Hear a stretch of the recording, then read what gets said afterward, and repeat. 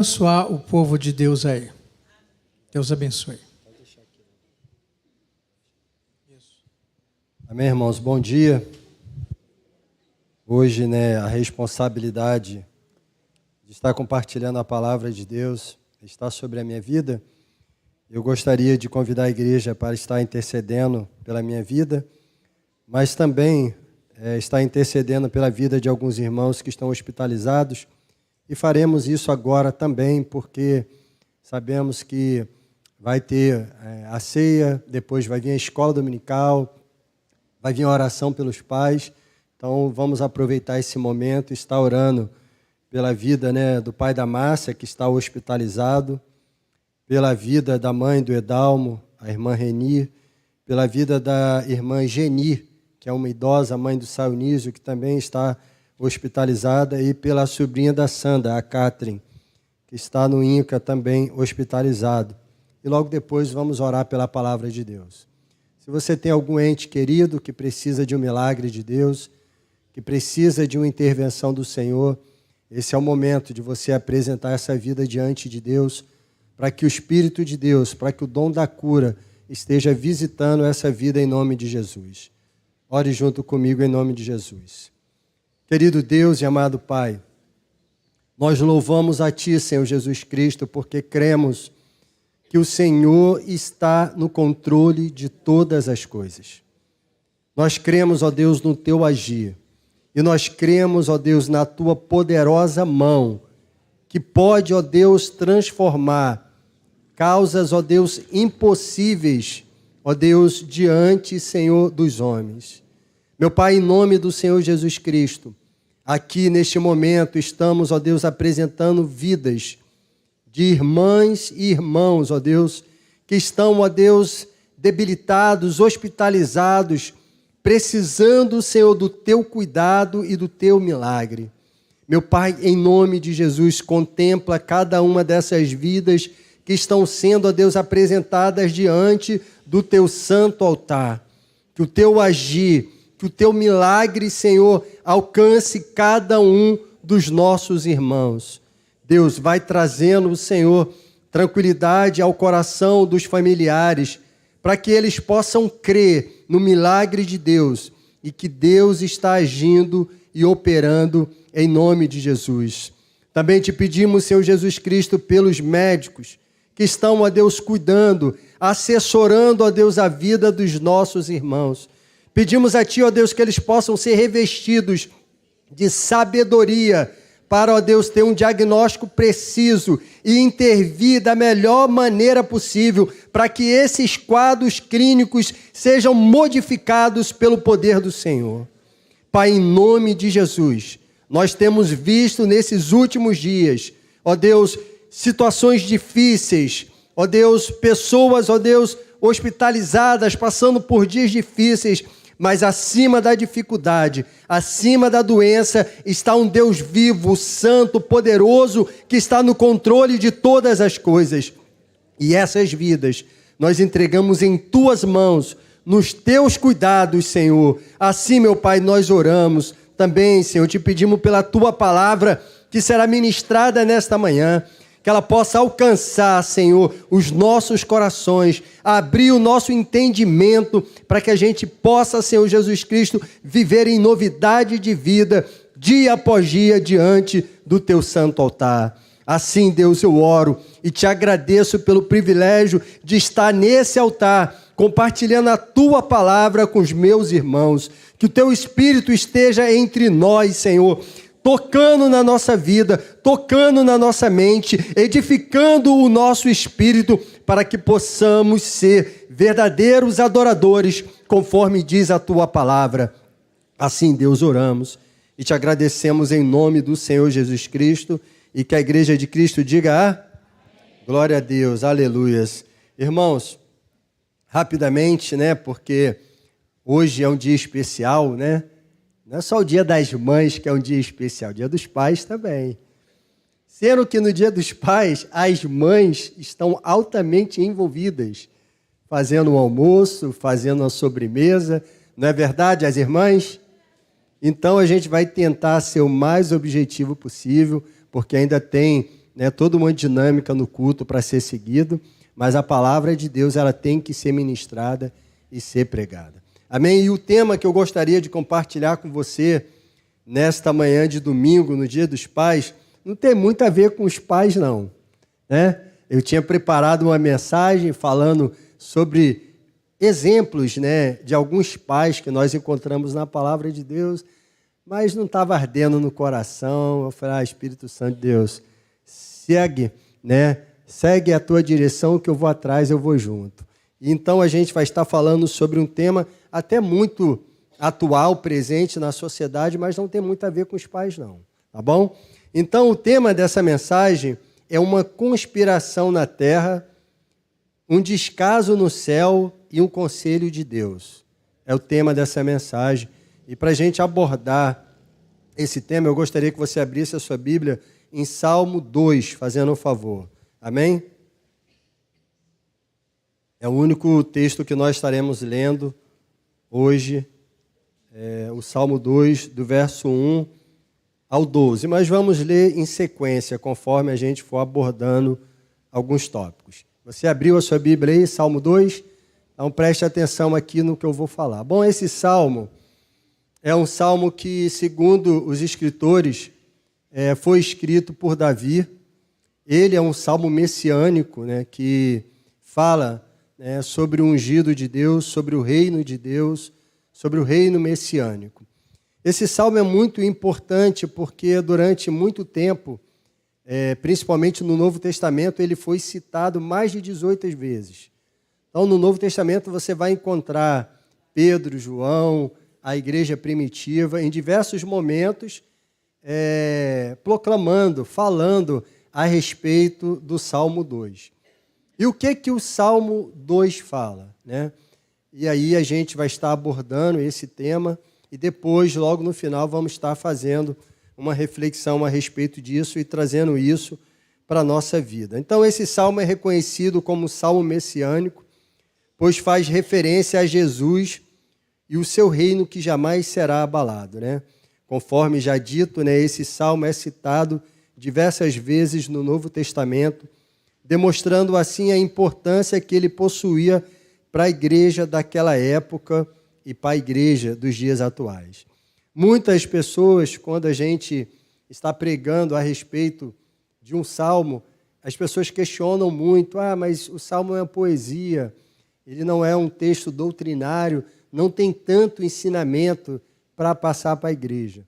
Se você pensa assim, você está equivocado. Nós temos salmos proféticos, nós temos salmos messiânicos, nós temos salmos que trazem grandes ensinamentos e edificação para a igreja. O Salmo 1, o justo e o ímpio, é um grande exemplo de como você deve proceder e a consequência dos seus atos aqui na terra. A consequência que virá sobre o justo e o injusto. Então temos vários exemplos. Salmo 121 fala sobre o socorro de Deus, né? O Salmo 91 é um salmo muito conhecido sobre, né, a guarda, a proteção de Deus sobre a vida daqueles que estão debaixo da asa poderosa do Altíssimo. E o Salmo 2 também traz muitos ensinamentos. E ele é um salmo que está muito presente na nossa sociedade. Então, primeiro, logo no início, quando nós lemos, fala sobre uma conspiração na terra. Vamos ler aí Salmo 2, do versículo, né, o verso 1 e 2, fazendo um favor. Que diz o seguinte: porque se enfureceram as nações e os povos imaginam coisas vãs. Os reis da terra se levantam e as autoridades conspiram contra o Senhor e contra o seu ungido, dizendo: vamos romper os seus laços e sacudir de nós as suas algemas. Amém? Então, irmãos, logo no início desse salmo, nós vemos aqui, acabamos de ler, nos versos 1, 2 e 3, que existe uma conspiração acontecendo na terra. Então, quando esse salmo foi inspirado por Deus no coração de Davi, ele conseguiu identificar uma conspiração que acontecia na terra contra o ungido de Deus. E é muito interessante porque passa-se milhares de anos, e a mesma realidade que Davi vivia naquele momento que o Salmo foi escrito, hoje nós vivemos a mesma realidade. Porque o que nós encontramos no mundo? Uma conspiração contra Deus. Essa conspiração contra Deus pode ser vista de diversas formas, em diversos momentos. Os reis da terra, as autoridades da terra, elas conspiram contra o Senhor. A sociedade, o mundo contemporâneo que nós fazemos parte, a todo momento, ele deseja, ele trabalha, ele maquina uma forma de tirar Deus do seu trono de graça e glória. E você consegue ver isso com atitudes. Só que o ser humano, diante do poderio de Deus, ele é um verme. Ele não pode fazer nada. E por mais que ele se articule, se una para tentar de alguma forma retirar Deus do seu trono de glória, Deus vai soltar risadas dessa atitude. Mas quando eu não posso ferir Deus porque ele é grandioso demais para mim, eu vou retalhar ele indo contra a igreja do Senhor. Sempre foi assim, irmãos. Os grandes imperadores de Roma, os grandes reis do Antigo Testamento, se levantavam contra Deus, mas não podiam fazer nada contra o Altíssimo e retalhava o seu povo. Assim foi na história da igreja primitiva, assim foi no Egito, assim foi no Antigo Testamento, assim foi na Antiguidade. Então, irmãos, hoje o mundo se rebela contra Deus. Não pode tirar e nunca conseguirá tirar Deus do seu trono de glória, mas ele vai retalhar a igreja. E você, servo de Deus, serva de Deus, tem que estar preparado para isso. Você tem que estar ciente que cada texto bíblico que encontra-se nas Escrituras Sagradas vai acontecer. E a palavra de Deus diz que nós teremos dias difíceis. Então, desde a antiguidade, o mundo rebela-se contra Deus. A Torre de Babel foi um exemplo, a fúria de Faraó contra os hebreus, os diversos ataques que vemos contra o povo do Senhor em toda a história da igreja mostra uma conspiração contra Deus. Hoje, o homem não consegue e nunca conseguiu e nunca irá conseguir destronar Deus da sua glória, da sua majestade. Então ele retalha a igreja do Senhor. O mundo conspira contra Deus. Antigamente essa conspiração foi de uma forma muito categórica, violenta, agressiva. O povo era jogado nas arenas, os leões eram mutilados, crucificados.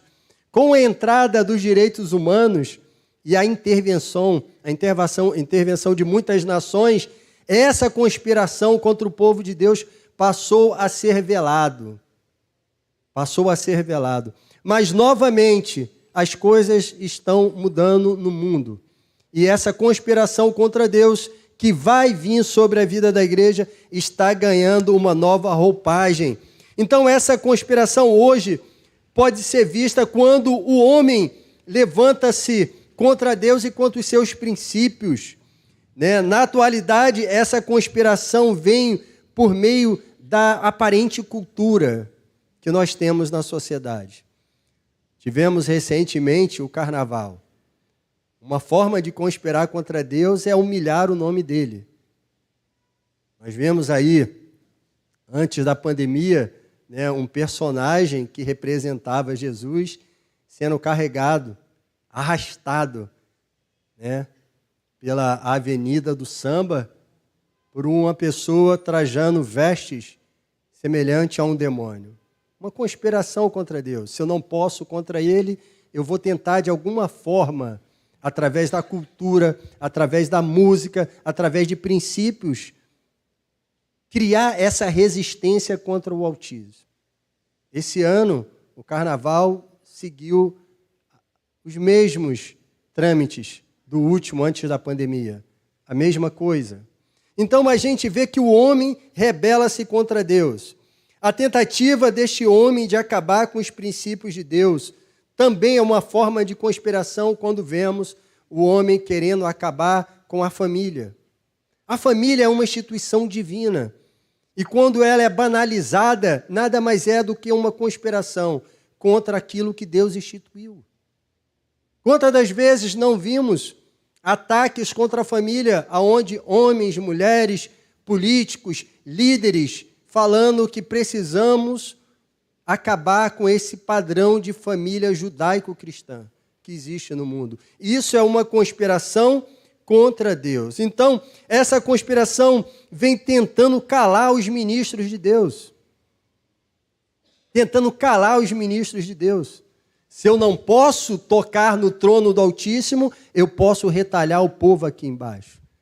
Pastor Jorge Linhares teve que ir ao Ministério Público. Ser ouvido pelo Ministério Público porque ele colocou no site, da escola na qual tem na sua igreja, Batista Getsemane, em BH, que ele colocou: aqui menino é menino e menina é menina. Teve que responder por isso. Então, como eu não posso conspirar contra Deus, eu vou retalhar o povo dele. Você já pensou? Você já parou para avaliar que situação é essa? Você colocar nesse colégio menino é menina, menino é menino e menina é menina, e você ter que responder diante do Ministério Público por uma fala como essa, que segue a lógica natural: menino é menino e menina é menina. Mas são princípios que na sociedade que a gente vive está sendo atacado porque as pessoas que estão por trás de tudo isso conspiram contra Deus. Então, nós podemos ver essa conspiração contra Deus quando vemos a limitação que existe no mundo do acesso à palavra de Deus. Hoje, muitos países, irmãos, nações que são reconhecidas, com governos totalitários, você não pode mais ter um exemplar da Bíblia. Na China comunista, hoje, foi impedido de você fazer ali o download da palavra de Deus. Então, existe todo um controle para aquele que deseja ter uma Bíblia sagrada. Conspiração contra Deus, contra a igreja do Senhor. A cristofobia está crescendo na Europa. As igrejas estão sendo atacadas. Tudo isso é uma forma de conspirar contra Deus. A conspiração contra Deus está presente na intolerância religiosa por todo o mundo, na intolerância religiosa dentro do centro universitário. Vai na faculdade, levanta a tua mão e diz que você é um pastor. Vai na faculdade, chega lá dentro do centro universitário, dependendo de onde você estiver, e diz que você é um religioso, que você é um cristão. As pessoas vão jogar você de lado, filho. Jogar você de lado. Estava fazendo o curso de serviço social, os primeiros semestres do curso, uma professora trajada, uma militante política trajada de professora, perguntou, quem na atuação como assistente social daria guarda de uma criança, uma menininha, para um casal de 2 homens. Quem não faria aquilo? Na primeira cadeira eu levantei a mão. Ela falou, que bom, só temos um ultrapassado aqui. Por que você não daria? Falei, pelo amparo legal. Se eu trabalho baseado na lei, e a Constituição, o Código Civil, reconhece a família como homem, mulher e filhos, eu estou amparado pela lei. Hoje, se a pergunta fosse feita, eu já não teria mais o amparo da lei, porque hoje as cortes superiores já reconhecem o casamento de pessoas do mesmo sexo. Mas naquela época eu tinha um amparo legal. Então, irmãos, 4 anos de perseguição por causa disso. 4 anos sofrendo perseguição dentro de um centro universitário por causa disso. Porque me posicionei e falei, não concordo. Por isso e aquilo. A retaliação é contra o Edenilson? É contra o irmão Edenilson? Conspiração contra Deus e seus princípios, irmãos. Isso está acontecendo no mundo a todo momento. A todo momento. Então, irmãos, qual o motivo dessa conspiração? E aí o versículo 3 deixa bem claro. Vamos romper os seus laços e sacudir de nós as suas algemas. O motivo dessa conspiração não é filosófico, não é teológico, é moral. Eu não quero viver os princípios que a palavra de Deus estipula para a minha vida. Eu não quero estar preso aos princípios que essa palavra fala que eu devo seguir. Eu quero seguir as minhas regras. Eu quero viver toda sorte de promiscuidade. Eu quero viver do jeito que eu quiser. Assim é o ser humano na atualidade. E por conta disso, ele conspira contra Deus porque não quer viver os princípios de Deus. Então, o ser humano, irmãos, ele deseja, ele quer seguir os seus próprios caminhos. Ele quer viver de uma forma promíscua, ele não quer ter compromisso. Hoje, as casas de swing crescem de uma forma assustadora em todo o território nacional, porque o homem não quer mais viver pautado na fidelidade, de ter ali uma única mulher, ele quer quebrar a rotina. Ele quer ter uma mulher aqui, quer ter outra mulher ali, outra mulher lá. Então, por isso eu conspiro contra Deus. Por isso eu conspiro contra Deus. E quem vai receber o respingo dessa conspiração é você. Sou eu que é a igreja do Senhor. De repente, essa mensagem que eu estou pregando aqui pode ser até cancelada no YouTube, por causa do algoritmo que eles vão captando as palavras que a gente fala. É assim que está o mundo. É assim que está o mundo, de cabeça para baixo, aonde nós vemos políticos falando que vão colocar pastores e padres nos seus devidos lugares. Eu entendo isso como ameaça, conspiração contra Deus e contra o reino de Deus. E diante dessa conspiração, como Deus se comporta? Como Deus se comporta? E aí a gente vai ver aqui, versículo 4 e 5. Aquele que habita nos céus dá risada. O Senhor zomba deles. Na sua ira, a seu tempo, lhes falará. E no seu furor, os deixará apavorados, dizendo, eu constituí o meu rei sobre o meu santo monte Sião. Então, diante dessa conspiração, que talvez você queira viver no mundo fantástico de Bob e não conseguir enxergar isso, diante dessa conspiração, irmãos, diante de tudo isso que está acontecendo no mundo, não é no Brasil, é no mundo. Hoje, se você pregar qualquer tema polêmico, utilizando a palavra de Deus, é discurso de ódio. E o que é discurso de ódio? Irmãos, o direito penal é bem claro. Todo tipo penal tem que ser claro e objetivo. Matar alguém é fazer o quê? Tirar a vida de alguém. Furtar é pegar um bem que não lhe pertence e tomar posse dele. Agora, o que é discurso de ódio?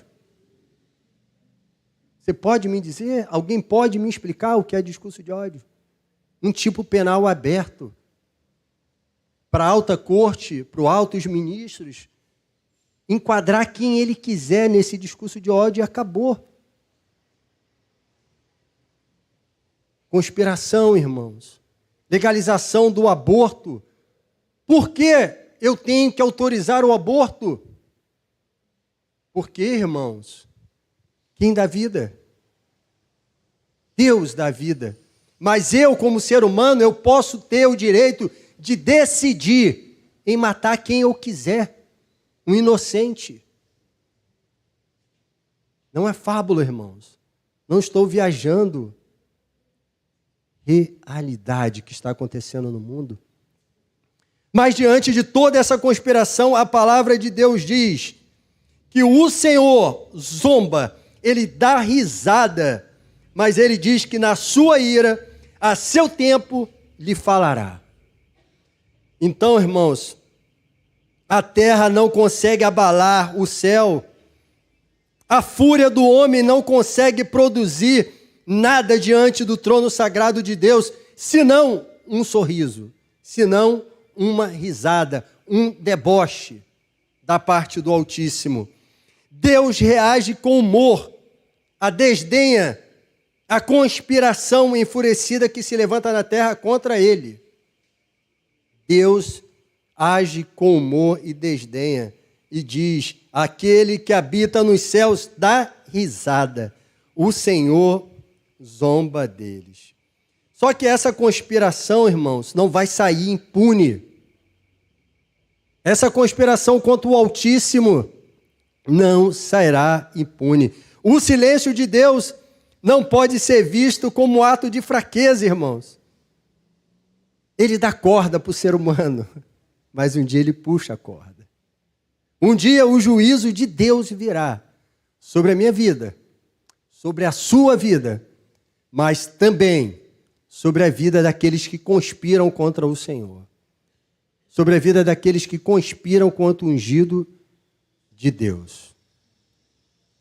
Então, irmãos, o mundo conspira contra Deus, existe diante dessa conspiração um descaso do trono sagrado.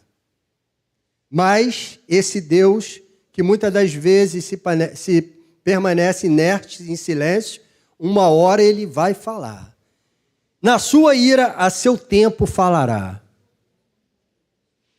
Virá, irmãos, uma consequência. Sempre veio uma consequência sobre a humanidade. Então, qual o conselho que Deus dá, irmãos?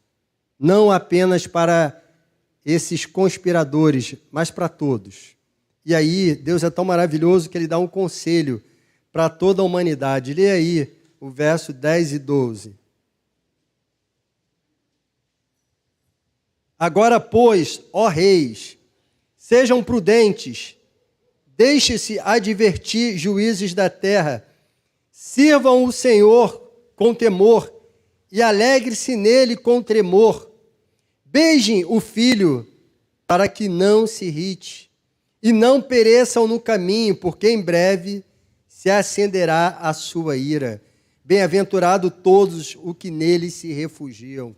Então Deus é tão maravilhoso que existe uma conspiração. Ele zomba desses conspiradores e ele ainda dá um conselho. Olha, no lugar de você tentar me destronar, que você não vai conseguir, no lugar de você tentar se levantar contra a igreja, se renda, se arrependa, beije, se entregue diante do ungido de Deus. Sabe, irmão, mas esse texto não fala só sobre a conspiração, esse texto não fala só do descaso de Deus, não fala só do conselho que Deus deixa para a humanidade, mas também fala sobre a vitória do Messias, irmãos. Sobre tudo isso que está acontecendo, sobre todos os fatos. E se você está aqui, irmãos, hoje é porque nós estamos celebrando a vitória. Porque um dia, na Páscoa, em Jerusalém, conspiraram contra ele. Levaram ele à cruz, crucificaram ele. Mas o projeto de Deus estava acima de tudo, de todas as conspirações, de toda a ameaça, e o Altíssimo prevaleceu. E assim será também nos nossos dias. O versos 6 e 9 diz o seguinte: eu constituí o meu rei sobre o monte santo de Sião. O rei diz: proclamarei o decreto do Senhor. Ele me diz: você é meu filho, hoje eu gerei você. Peça e eu te darei as nações por herança e as extremidades da terra por possessão. Com uma vara de ferro você as quebrará e as despedaçará com um vaso de olheiro. Agora, pois, reis, sejam prudentes, deixem-se advertir, juízes da terra, sirva ao Senhor com temor e alegre-se nele com tremor. Então aqui fala, irmãos, que não adianta, a vitória já é certa. A palavra de Deus diz, a vitória messiânica é certa. A voz do Senhor virá como um trovão, ele virá julgar todas as nações. E aqueles que conspiram contra o Senhor vão pagar um alto preço. Então, o que a gente deve fazer, irmãos? Se apegar a Deus. Qual a prática dessa mensagem, pastor Edenilson? A oposição contra Deus e a sua igreja vai crescer. Vai peneirar os verdadeiros servos. Porque aquele que não for um verdadeiro servo de Deus vai ficar no meio do caminho. A perseguição, tudo o que está acontecendo no mundo, vai peneirar a igreja. Espero que você passe na prova. Espero que eu também passe nessa prova. Mas tenha consciência que isso vai crescer, irmãos. Vai aumentar. Hoje estão limitando aquilo que a gente pode falar. Dizendo que eu posso ou não pregar da palavra de Deus. Tem outras pessoas que dizem que a palavra tem que ser reformulada. Alguns textos têm que ser arrancados. Amanhã vão proibir de nos reunirmos. E assim vai, porque está na palavra de Deus. Então, a prática, a oposição a Deus e a sua igreja vai crescer. Tenha ciência disso. A prática, lembre-se, o trono de Deus jamais será abalado. Irmãos, pode retalhar um pastor, pode levar um servo para a prisão, pode intimidar outro, pode botar uma mordaça no ser humano, mas tocar no trono do Altíssimo não vai. Não vai. Agora, a vitória final, guarde isso no teu coração, virá. E a noiva do Cordeiro vai prevalecer. Nós venceremos. Tudo. Tudo. Amém? Dê um aplauso ao Senhor. Esse texto, irmãos, esse texto, escrito por Davi, mostrou uma realidade vivida por ele há milhares de anos. Mas também, irmãos, é uma realidade que a gente vive hoje. E a conclusão de tudo isso, irmãos, é que a palavra de Deus está se cumprindo. Oposições vão surgir. Muitas circunstâncias vão se levantar. Mas a palavra de Deus diz, o povo de Deus vai triunfar. Você é povo de Deus?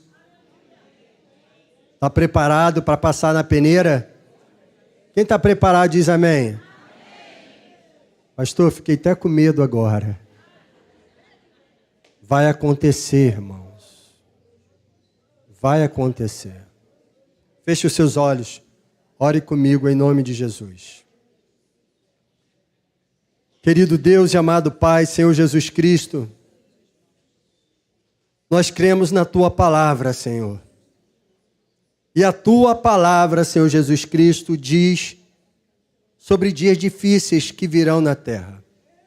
A Tua palavra diz sobre conspirações que irão fazer parte da humanidade, onde o Teu povo, onde a Tua igreja, a Tua noiva, vai ser peneirada. Nada disso, Senhor, eu posso modificar, Senhor, porque é bíblico, Senhor, porque está escrito na Tua palavra.